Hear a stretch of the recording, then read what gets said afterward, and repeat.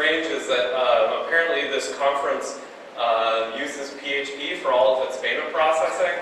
So I thought it was kind of weird, like maybe we should be using Ruby instead. I also thought it was weird that all of the ATMs distributed PHP. That was, I don't know about that.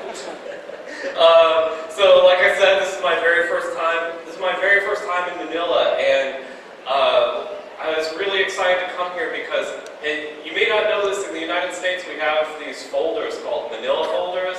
You probably just call them folders here, but we call them Manila Folders.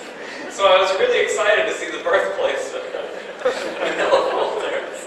Now, many of you may not know this, but apparently when the country was founded by Alexander Manila back in the 1800s, these folders actually grew on trees like this. So they would grow here, and people would harvest all the folders off the trees. Now, unfortunately, oh wow, that's a slow transition. Sorry. Unfortunately, due to overforesting, like people harvesting these way too much, all the Manila folder trees have died off. So unfortunately, you can't get natural Manila folders anymore. Although we went around the city yesterday, and I actually was able to find a place that sells all natural Manila folders. So I took a picture with that. So the other thing is that I also wanted to share with you, like I had to prepare this presentation, and I had a lot of files for doing that, so I kept it in a Manila folder on my desktop. Sorry. The other thing I want to point out is that since I am the first speaker, I get to use all of the good puns. You can probably see all the other speakers in the audience now deleting all of those PHP puns from their slides. Anyway, my name is Patterson. You might know me on the internet as Tender Love. That is my photo right there. That is me, and that is my Twitter address, so you can find me online. I now work for GitHub. This is my company. This is the first conference where I get to say I work for GitHub. Today is I've completed my second week working there, so I've been working there for 2 weeks. And you can tell from the slides I'm not super good at branding. See, there's another slide with our brand. Anyway, so I work for GitHub. Buy our products, please.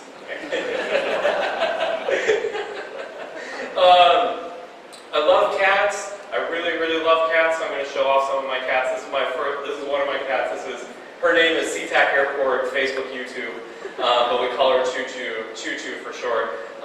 This is her. She likes to sit at my desk. And I don't know if you know this, but we have a presidential election going in the U.S. right now. So I tried to dress up my cat to look like him. That's kind of see, she's got the same hair. This is my other cat. He's a bit more famous. This is Gorbachev Puff Puff Thunder Horse. And unfortunately, I didn't bring any GitHub stickers today, but I do have stickers of my cat. So if you want a sticker of my cat, please come say hello to me. Also, my wife made this slide. She wants me to do a TED Talk, so I just use this slide. There's really no reason for this. It's just here. And also, I enjoy hugs, so please come give me a hug later. So today we're going to talk about methods. We're going to talk about methods and method optimizations. We're going to talk about different types of methods, how methods work, bytecode, VM internals, and then we're also going to look at some method optimizations, including inline caches, polymorphic methods, polymorphic inline caches, and optimization tests. And really, what I want to say here is that I've organized these slides very carefully, and I want you to know that there is a method to my madness. I'll be here all day. Alright, so this talk is highly technical, but I want to give some advice for new people out there. I've tried to make this talk as accessible as possible, but I am going to be covering some pretty technical stuff. So we're going to start out with some high-level stuff and then dive into deep internals. But if you have questions about this stuff, don't be embarrassed to ask me. Like, I didn't know this. There was a point in my life where I didn't know this stuff. So please ask me questions about it. Yes, so please ask me questions if you're start out with some high-level stuff and then go into low-level details. And the way this talk is kind of organized is that we're going to learn some stuff, and then we're going to fail. I will show you how I applied this learning and then failed, and then maybe do some successful things. But what I want you to know is that you should probably just lower your expectations about this presentation. So, all right, let's get started. First, I want to talk about call sites. What exactly are call sites? So here's an example of some Ruby code. If you look at this Ruby code, we have an example of a call site here. Pretty much any place with a dot is what we would call a call site. It's where a method gets called on something. And just so we have a little bit of terminology, I might say something like left-hand side and right-hand side, and what I'm referring to is the left-hand side of the code, so that is the left-hand side, that hello variable, and the right-hand side is the method name. So we have the left and the right-hand side in our call site. And I want to show a few more examples of call sites in some code. So we have just some example code here. We got a dot here, we got a call site there. Down where we call object.new, there's another call site. That one's against a constant and a method name. We have another call site here where we're calling just foo. And you'll notice we don't have a left-hand side there. It's actually an implicit left-hand side, which is self. So self is main in this case. If you write a quick little script and you just say put self, you'll see it says main at that point. Another place here, we have another call site here, which is interesting. You can think about case when statements as translating to object triple equals x. So we have a call site there as well. One here with the double equals, another here with a print statement as well. So there's call sites all over this code when you're looking at it. So now that we know where call sites generally are located when we're looking at code, we can kind of see where those things are. Now, from there, I want to take a look at how to understand how Ruby's VM works. Now, Ruby's VM works very similar to a calculator. MRI's VM is stack-based. And the way stack-based VM works is that we have a stack of instructions, or we have a list of instructions, excuse me, and that manipulates a stack. So the way this might work is we say, okay, we're going to push the number 6. That 6 gets pushed onto the stack. Then we push an 8. That also gets pushed onto the stack. Then we say add those, and it pops those two values off the stack, and then puts the value 14 back on the stack. So our bytecode might look something like this. We can think of our bytecode as an array of arrays. So where we have one giant array that's all of our bytecode, and then each element of that array is the instructions along with operands for those. So the point I want to make with this slide is that bytecode is actually there in memory. It's something, it's there, and we can actually manipulate it. It's a thing. It's there. And if we break down this bytecode, you can see on the left-hand side we have an operator saying push, and for the operator we have an operand. So that's kind of a high-level overview of how the virtual machine works. So how do methods actually work? At a high level, what the VM does is it finds the name of the method, then it finds the type of the left-hand side, then it finds the method given the above information. Then it actually executes the method. So at a low level, if we want to look at how this actually works in detail, we can take a look at the bytecode that's generated. So for example, we have this method here, foo, and if we use this Ruby VM instruction sequence code at the bottom, we can actually view the instruction sequences for this method, so we can see the bytecode. If we run this code, it prints out something that looks like this. I know it's not too readable, but that's okay. We really just want to look at the structure of this. You'll see right here, these two particular lines are pointing out that bit of the bytecode. And if we change the method to have two method calls, we change that foo method to have two method calls, and print out the bytecode again, you can see it looks like this. And we essentially just repeated those two lines. You can see we're repeating those lines. And we can map this bytecode back to the original code somewhat like this. So we say, okay, we've got our original code there. This first operation, it gets the value from the parameter. Then the second operation actually maps to the method call itself. So that first operation pushes that value into the stack, and the second operation actually calls the method. So if we look at the bytecode too, we can see we have an operator and an operand. That's saying what position we want to get, what parameter position we want to get, and we have another operator and operand below that's saying, okay, this is our bytecode for calling the method, this is the method that we actually want to call. And this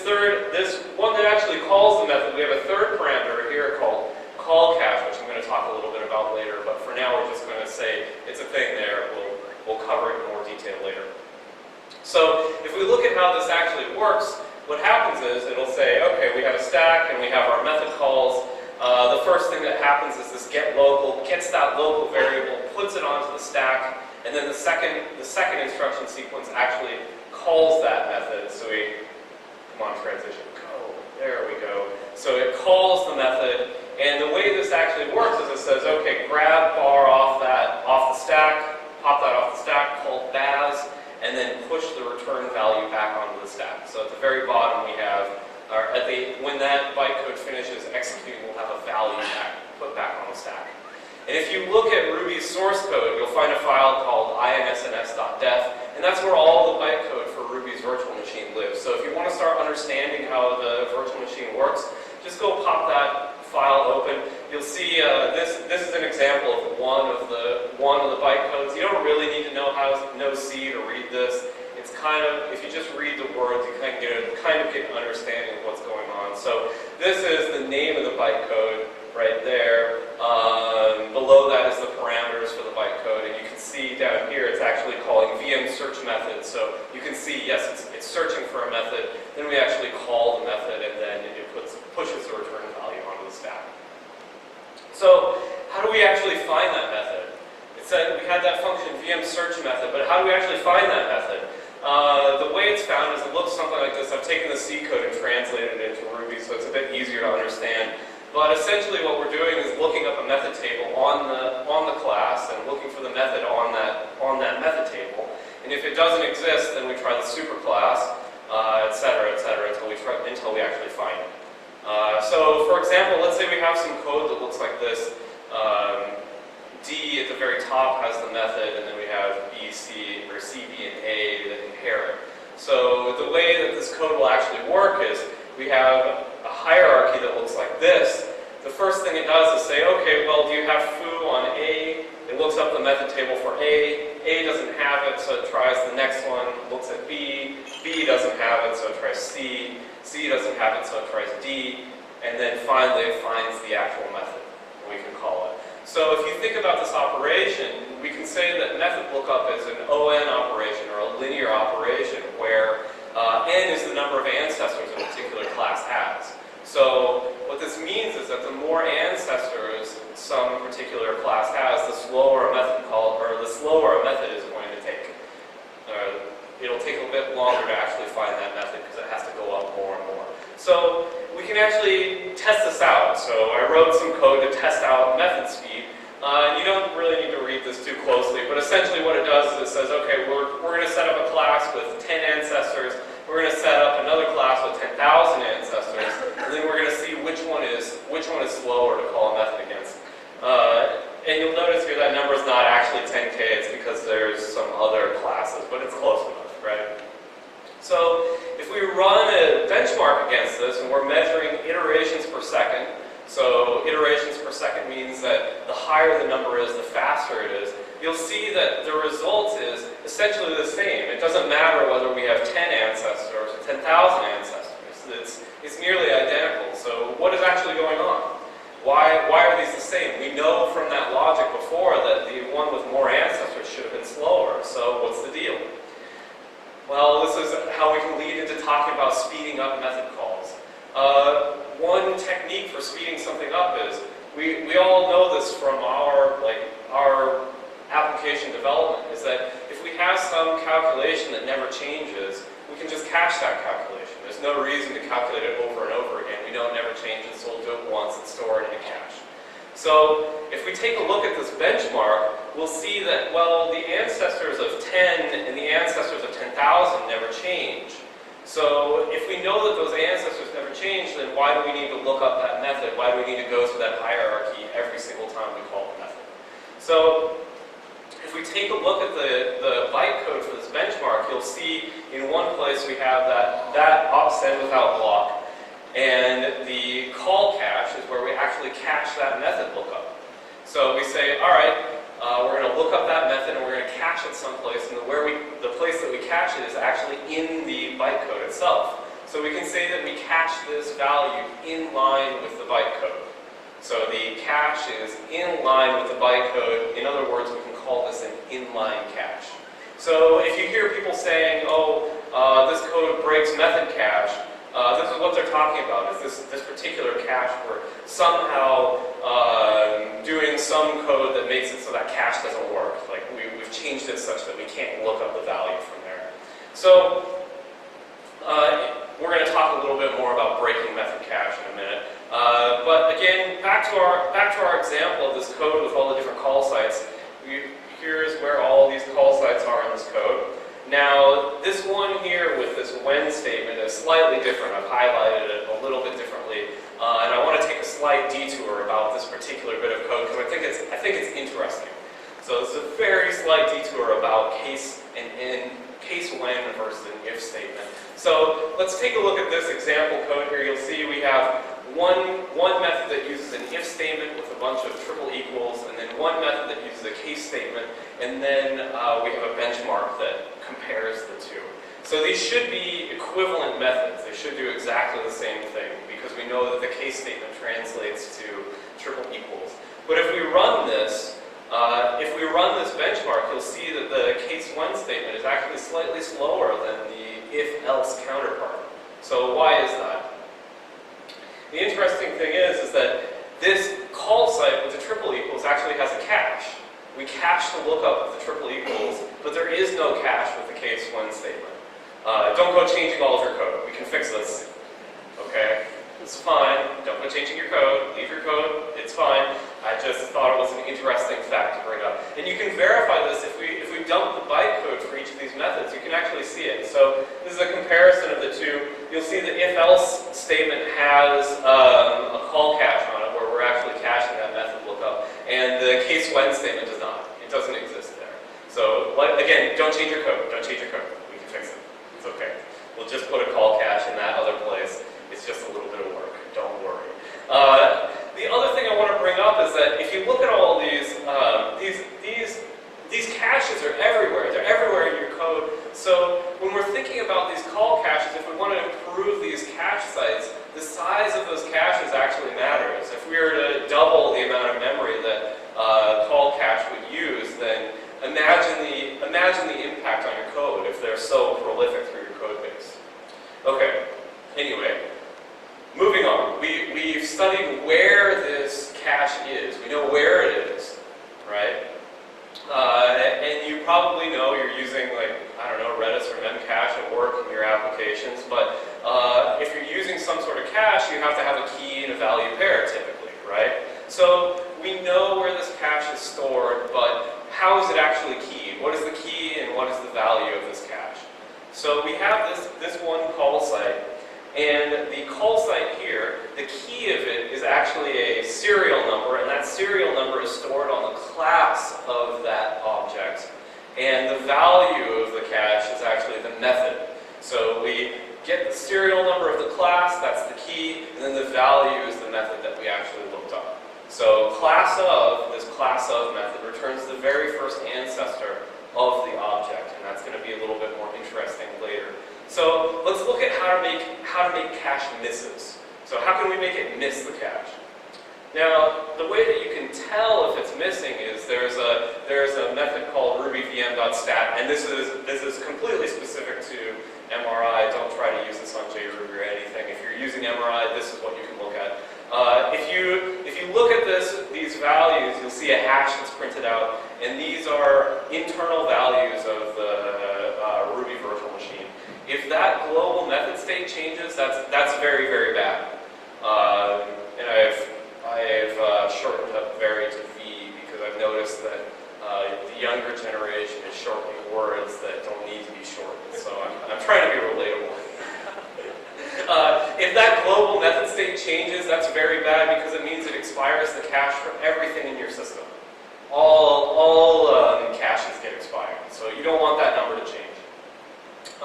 If the class serial number changes, that's not very good. It's not good, but it's not the end of the world. You don't want it to change. Ideally, this number will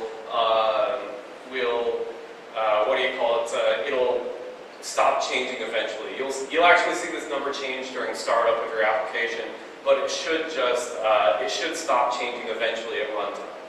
Now, I wanted to show an example of this stat cache actually breaking. So I just decided to try printing out these values with RSpec. So if you write an RSpec test that looks like this, just print out rubyvm.stat and run this test. If you look at the output, you'll see that the output looks like this, and that the class serial number is changing between every single call to it.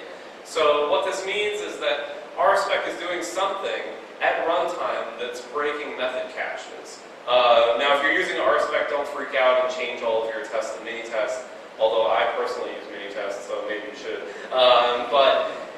We can fix this in RSpec, and I've already opened a ticket for fixing this, so don't worry about it too much. We can deal with it, but I just wanted to show you what it looks like at runtime, so you can actually see something changing.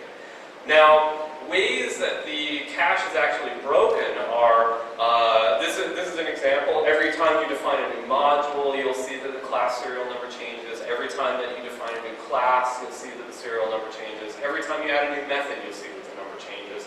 So you'll notice that this number changes a lot at boot time, but should stabilize when your application is actually running.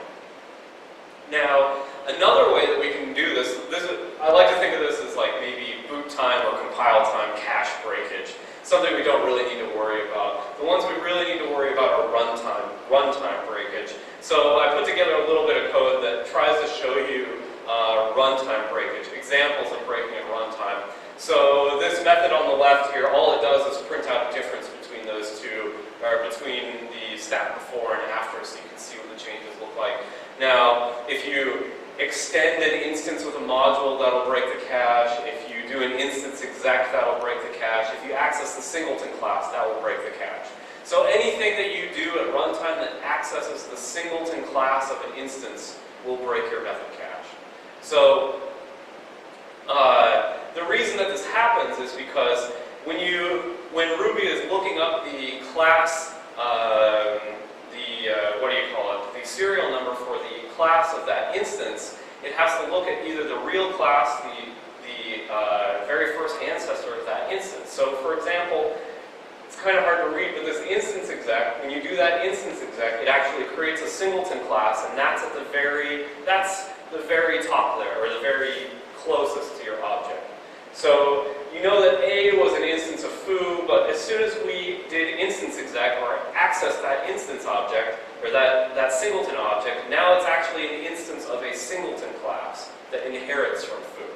So B actually, this bottom one, B, it inherits from foo, where A inherits from an anonymous class that inherits from foo. So when we access the class of is going to return either the Singleton or the actual class.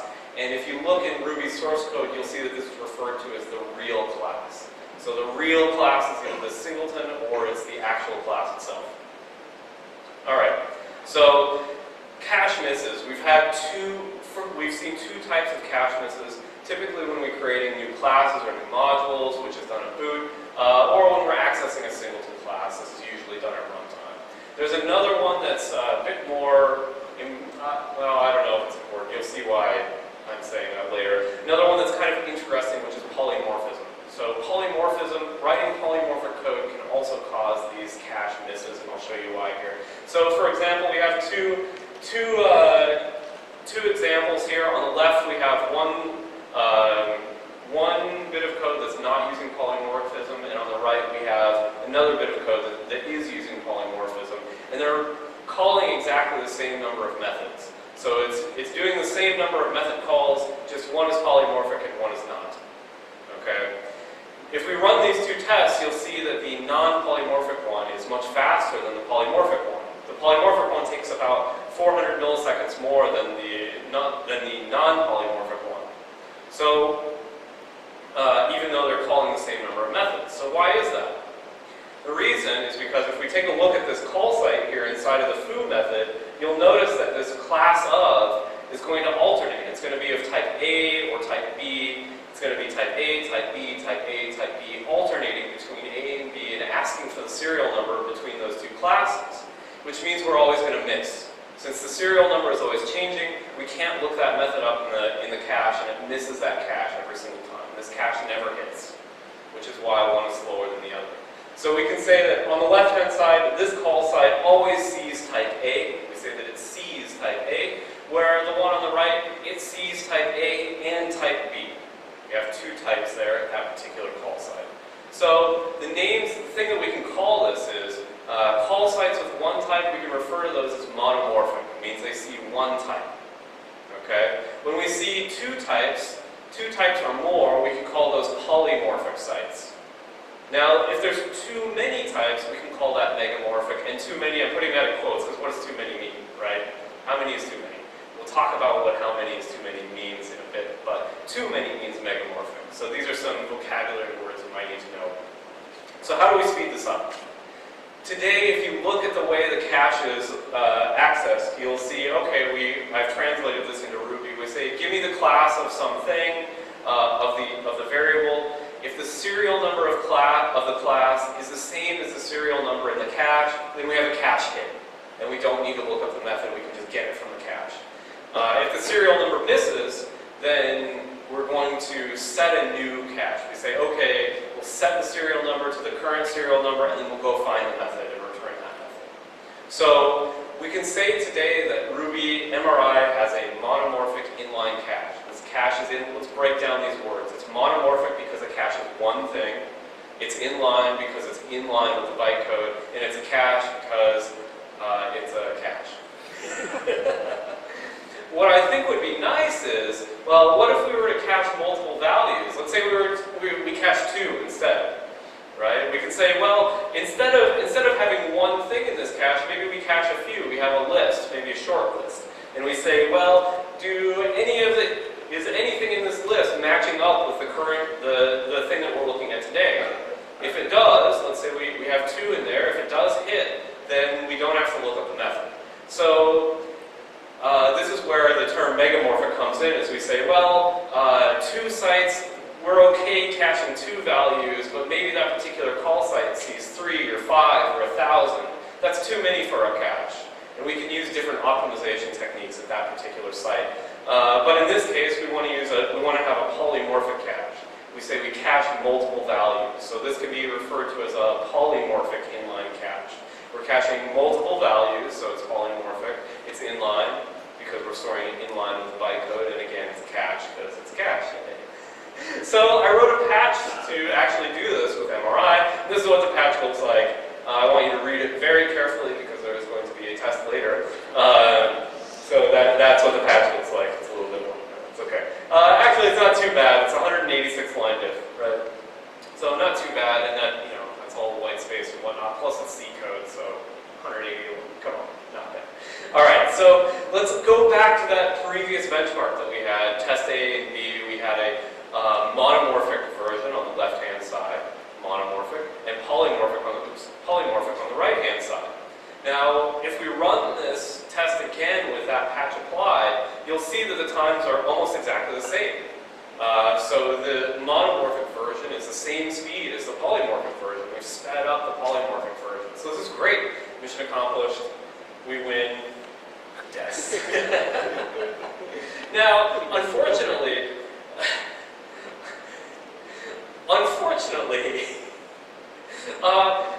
if you improve the speed, unfortunately, we need to figure out whether or not this actually matters. So we've sped up this particular test case, right? We made these polymorphic methods just as fast as the monomorphic methods. That's great, but does it actually matter in our application? So I was really excited to write this polymorphic inline cache. I wrote it all, and I was so happy.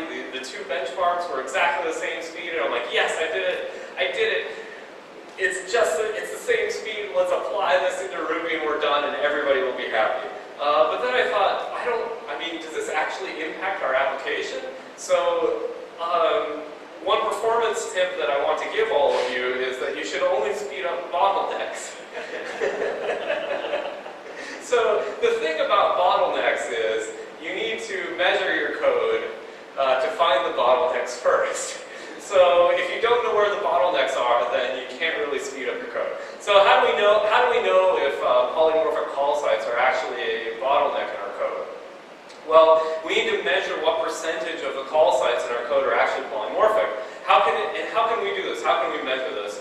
There's no way to do this in MRI. So what I did was I added logging to actually look at the point where we look up from that cache. So we'll say, all right, every time we try to look up a value, let's log that, and let's also log whether or not it was a hit or a miss, right? And this is the patch where, again, I'm going to test you on this later, but this was actually much shorter. And what this let me do is let me say, okay, I'm going to register a trace point, and this trace point will execute anytime there is a cache hit or a cache miss. And inside this block, what it does is it prints out the call site information. And I care about cache hits and cache misses. I want to get notified on both of those events. And right here, I actually enable that. I enable that trace point. And you'll notice after I enable it, there's actually two call sites. There's one here at the very bottom where we call o.foo, and there's another one up here where inside the foo method it calls bar.baz. So we'll expect to see two events hit from that trace point. And you'll see that when we run this code, that's actually what happens. And the value that it prints out is the call site ID. This is a unique ID for that particular call site because we need to be able to identify all the different call sites in our code. The serial number, that's the serial number of the class. Now, we know that the serial number is important because it's our cache key, but for us humans, we don't understand what that serial number is. It's not very meaningful to us except that it's the key. So I also printed out the name of the class so I could kind of get an idea of what was happening there. So if we run this against more method calls, let's say we have a bunch of code and we want to figure out what percentage of the call sites in this code are polymorphic, we can just execute. This is the actual test on the left-hand side. I kind of blew up the important code on the right-hand side. But you'll see, like, we have some code here with some of them are polymorphic call sites and some of them are not, and we just log all of those. And once we've logged all of those, we can put together a graph of what percentage are polymorphic and what percentage are monomorphic. So after running this, if we look at the logs, we'll see that, okay, three of these call sites were monomorphic. And one of the call sites, is it one or two? One of the call sites is polymorphic. So about 25% of the call sites in that example code are polymorphic. So I needed to test this against an application and try to figure out what percentage of the call sites in our application were actually polymorphic. So I ran that against this code, which is the place where I used to work 3 weeks ago.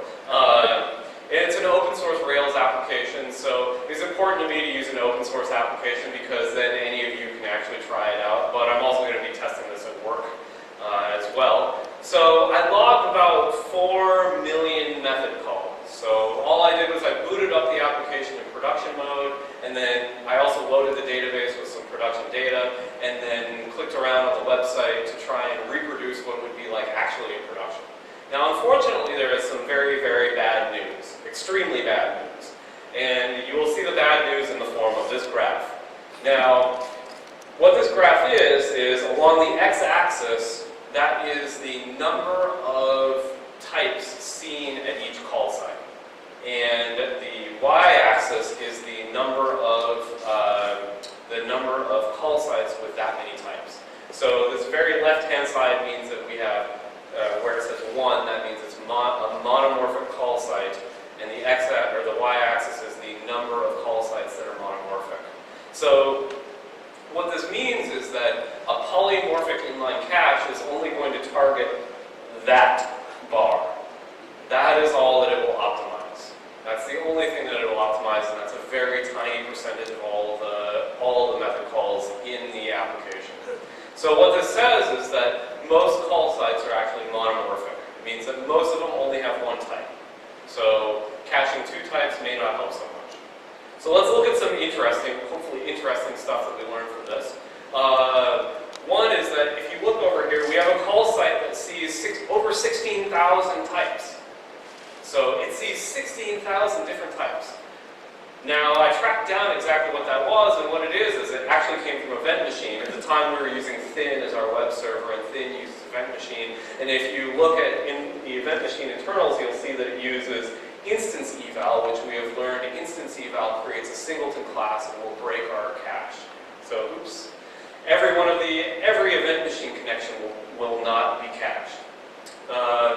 Now, the other thing I did is I broke it down and looked at just call sites where the number of types is 2. What do those call sites look like? What values do we actually see there? And this is what the breakdown looked like there, and I know you can't read the bottom. I tried to make it a little bit more readable in Keynote, and it really didn't help. So let's just look at the very top one. The very top one, we would see set and array. So at this call site, we would always see either a set or an array, and the actual code was set or array.include.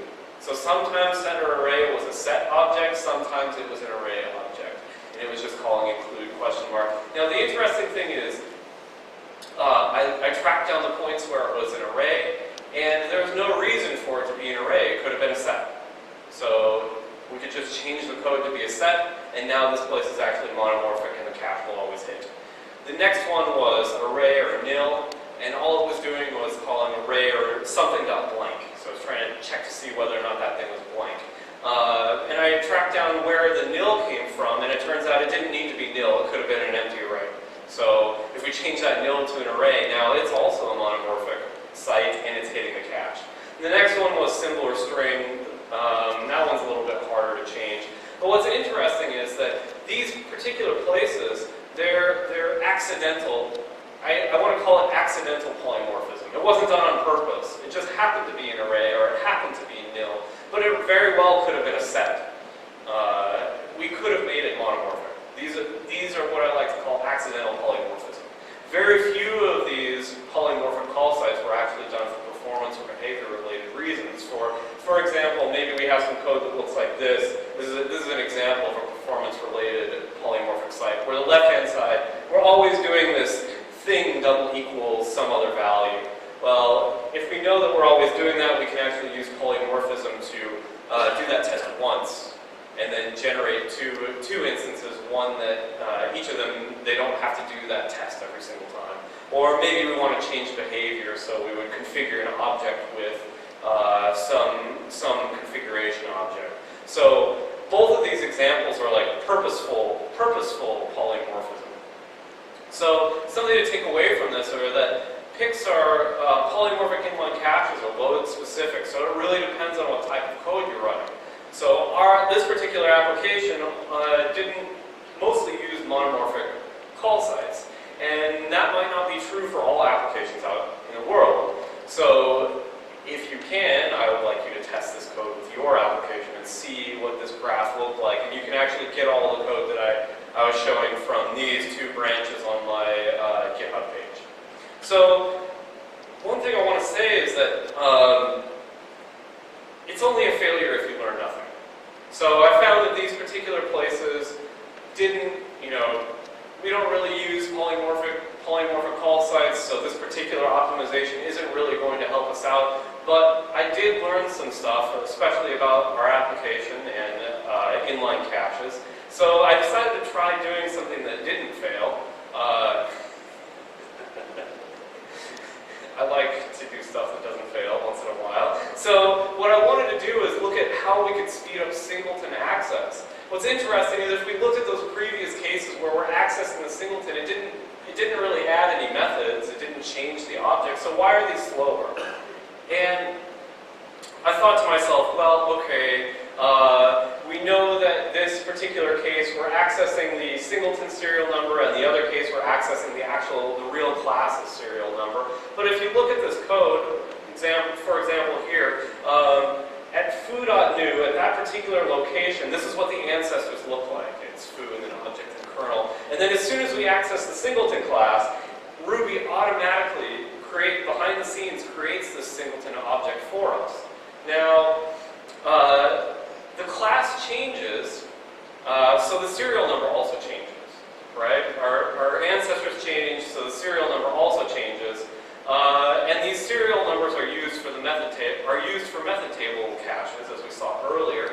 And what's interesting is if we take a look at this class serial number as we're changing the shape, you'll see that Ruby detects every single time we add a new method, right? It knows this serial number increases every time a new method is added, so Ruby knows when methods are added.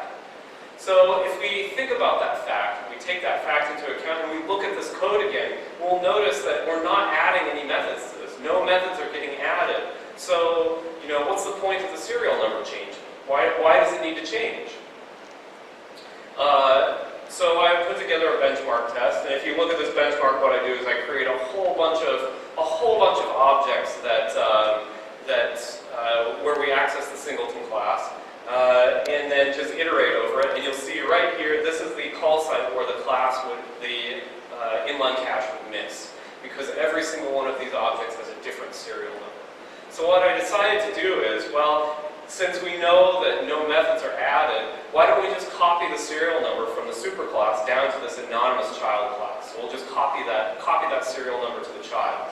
Now this patch I actually want you to memorize. This is the entire diff to do that. It's 2 lines. So we just say, at the point where we create this anonymous class, copy the serial number from the super down. Right? Now if we run this benchmark, the benchmark looks like this. We say the top one is the unpatched Ruby, and the bottom one is our patched Ruby, and we can see that it's about 600 milliseconds faster if we do that copy. And since Ruby can detect every time since Ruby can detect that methods are added, it'll automatically increase the serial number for us anyway.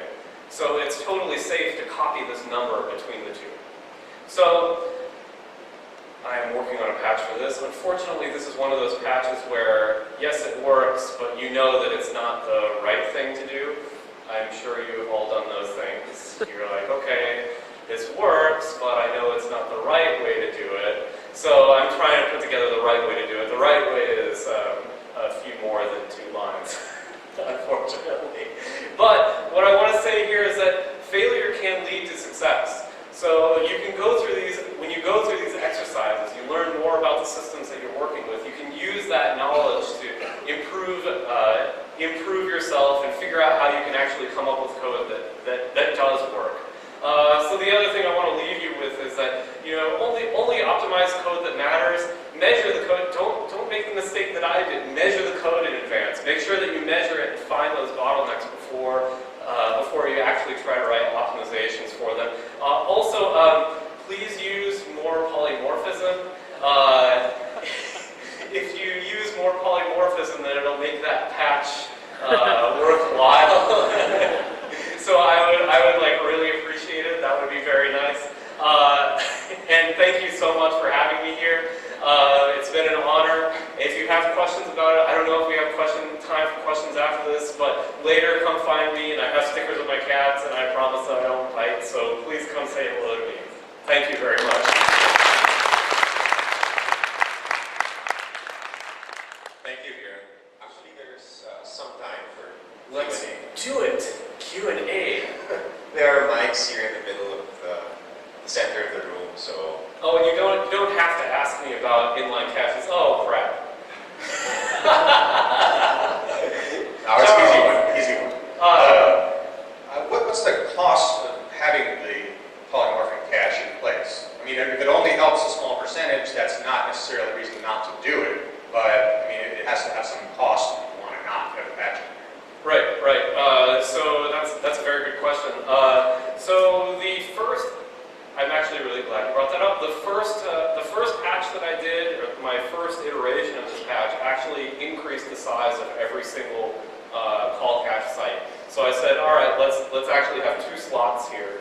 And unfortunately, that increased memory a lot. As I pointed out earlier, there's call caches everywhere, so doubling the size of that cache is actually a big deal. The next iteration that I did was essentially a linked list. So each time, if there was a miss, we would actually calculate a new one and add it to the link. Now, the cost at lookup time is essentially the same price as the monomorphic cache. So what it would do is cache the most recently seen at the very first slot. So that one would always be, it would fill it out to 2. I made it size 2. It would fill it out to 2, and the cost would be approximately the same. Monomorphic call sites were not impacted, and polymorphic call sites were sped up. Now, Unfortunately, since I guess that mostly answered it. Does that answer your question, Charles? Okay, so just to follow up with that, the main issue is that since the benefit is so small, Koichi was kind of hesitant to add the logic, right? Like the question becomes, you know, for an optimization so tiny, is it worthwhile to maintain this 186 line patch, essentially? Any other questions? Please ask questions. You don't have to ask about inline caches. It can be about cats or GitHub, because I know everything about it after my 2 weeks employment. So, is there any problems with just copying the serial for the class into the singleton? I mean, you mentioned there's a 2-line code, but is there any problems with that? As far as I can tell, no. Since Ruby knows every time a method is added, since it knows that the method is added, it's going to be increasing the serial number of that particular class anyway. So it's saying, okay, I know that you added a method to the singleton object, so let's just increase the serial number of the singleton object. All of that logic exists already. So as far as I can tell, the only reason that it's not doing this today is that if you look at the code that allocates a new class, the code that allocates a new class also increases the serial number. So basically, it's just that allocating a class and increasing the serial number were coupled together. So we need to decouple it. So I guess if you copy over the serial number and you add a method to that, it's not going to add it to the class above. It's going to add it to that singleton. And that serial number doesn't actually relate to that. Yes, yep, exactly. Anything else? Okay, thank you very much.